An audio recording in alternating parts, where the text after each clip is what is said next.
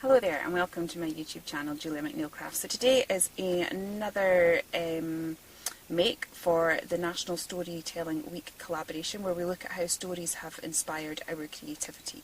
Now, one that inspires me a lot is Alice in Wonderland. I started sketching quite a lot last year and quite often I find that Alice in Wonderland tends to inspire me. I actually put markers in all the different sketches where Alice in Wonderland has inspired, and again I found that she's inspired me quite a lot. I suppose Alice is. I can't find the thing now. It'll be marked somewhere. That's another flower. Sorry, I thought this was going to be a quick intro. Let me see.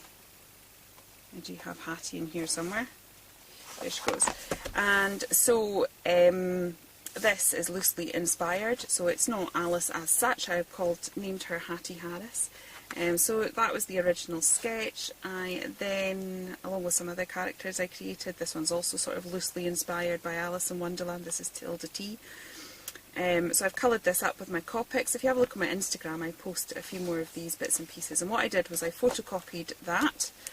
And so I have a sheet here to work with in my crafting.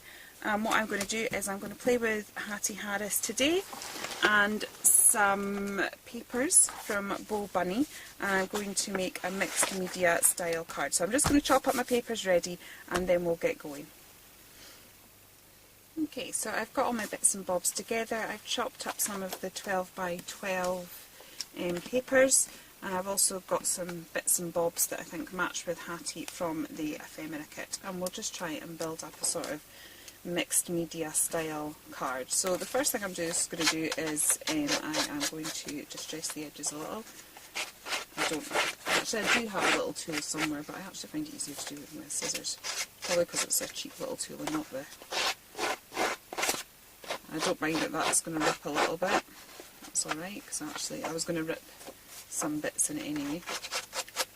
So this just to add to that sort of distressed feel. Okay. That's quite a nice thing to do. Sometimes what I do as well is if you're going for a distressed feel on your card, is just very lightly do it on the base of your card as well, because it kind of saves that sort of, you've got a really rough line on your paper and then very clean on your card, so it just kind of ties it in slightly. I don't go as heavy as I would on the paper, but it just scruffs it up a little bit, which is quite good. Okay, so what I'm going to do is put quite a big tear here, and I'm going to roll that back a little bit. Now, my original plan was to put some of that diamond paper behind it, but then we've got the... Maybe I'll put... Yeah, I think I'll put that a little bit there. I was going to put the diamonds, but because the diamonds are showing, because it's double-sided and we've torn it back anyway, they're kind of showing anyway, so just to make it a little bit different, we'll take this little bit of detail here and pop that behind. Okay, I'm just going to grab my glue. It behaved in the last video, which was about 10 minutes ago, so, and I've done that the wrong side. It's because I'm rushing.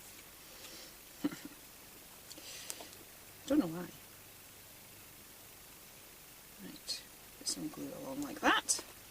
And then I will just stick that behind there, so we have a little bit of extra detail, and I will grab my scissors and just do the same for that edge there, and then I am now going to stick this onto the base of my card.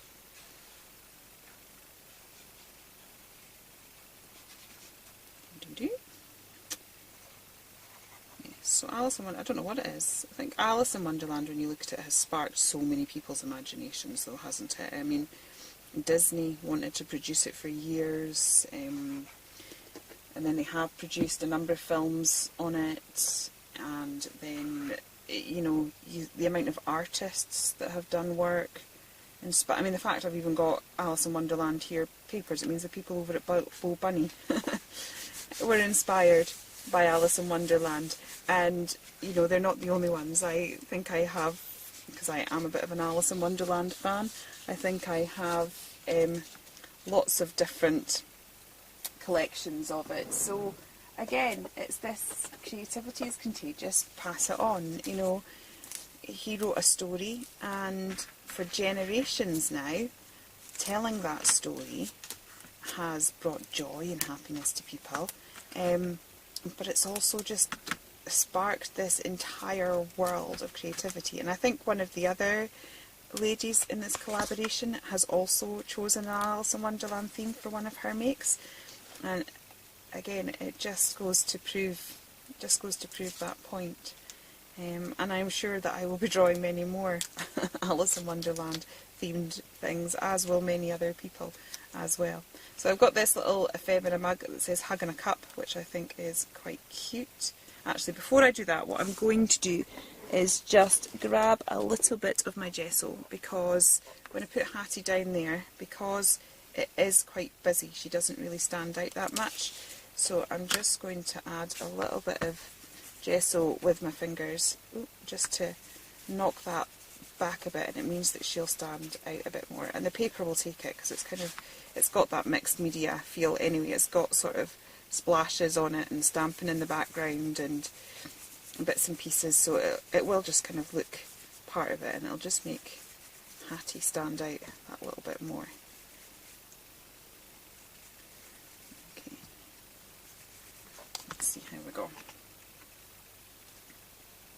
There you go, see, she stands out much better now. We'll just bring a little bit to the top as well. The wonderful thing about gesso is that it is slightly transparent.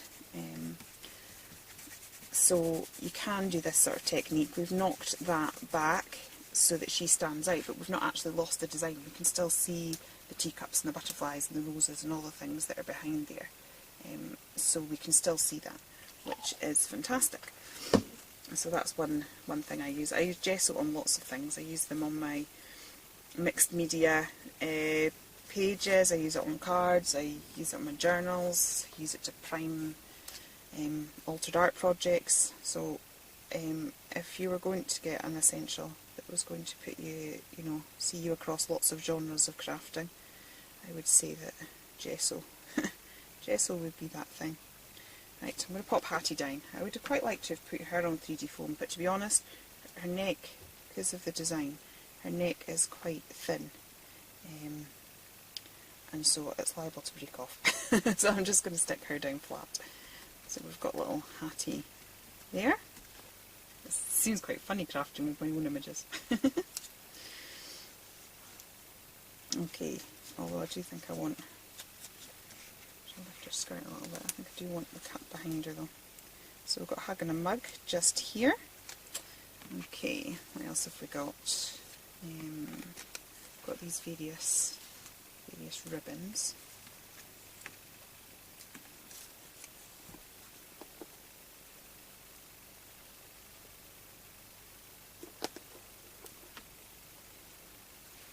So I will pop that on there. And I've got my little one here.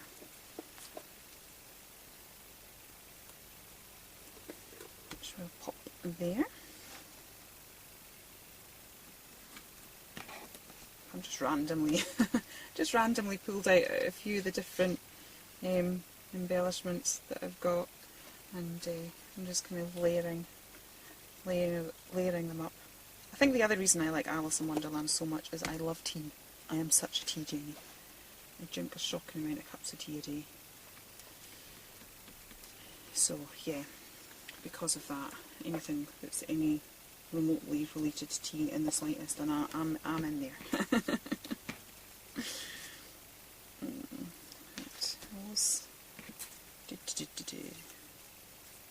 Sorry, that's my thinking.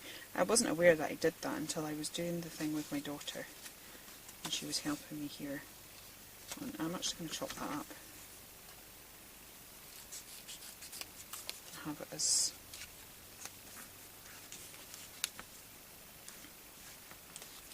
sort of element peeking out.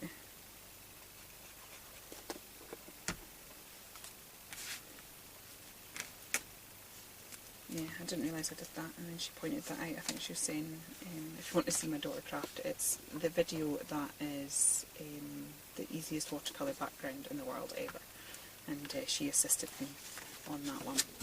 And I think at one point in the video I was going do do do do do, and then she's like, my mummy always does that when she's thinking, and I never really noticed it, and now I find myself kind of suddenly going do do do do do and thinking, oh, she's right.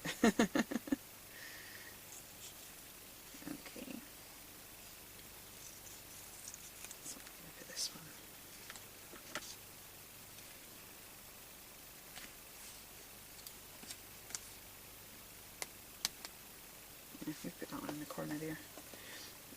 Okay. Upside down clocks. Why not? It is Wonderland after all, where nothing makes sense. So let's just go with that. Let's go with nothing making sense. Okay. I think I'm liking that so far. What other butterflies do we have? Purple.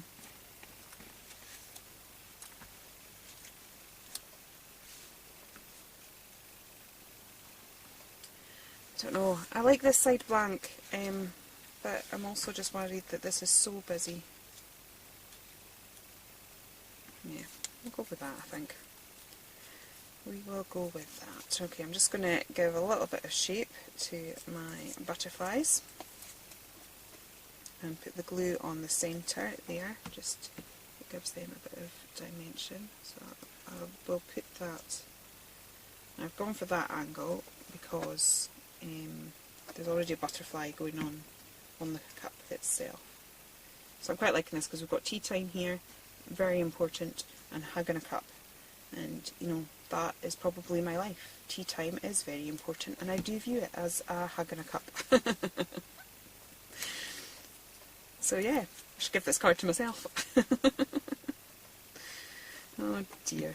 Right, I'll pop that in like so, and then I think a little bit of doodling, and we will be done with this one. So again, National Storytelling Week, and today we are inspired by Alice and Wonderland. So please do check the other girls that are involved in the collaboration, see what they have been inspired by, and for you as well, maybe have a think about the stories that have inspired you and how they have an impact on creativity. So I'm just doing a little stitched border or full stitched border.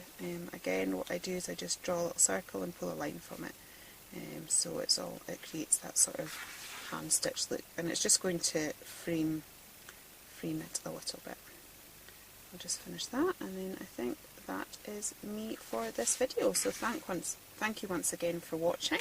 I hope you enjoyed that. If you are enjoying this series, please come back for more, and don't forget to like and subscribe, and it's important to tap the bell so that you get notifications. So thank you for everything, and I will be back again very soon. Take care then. Bye.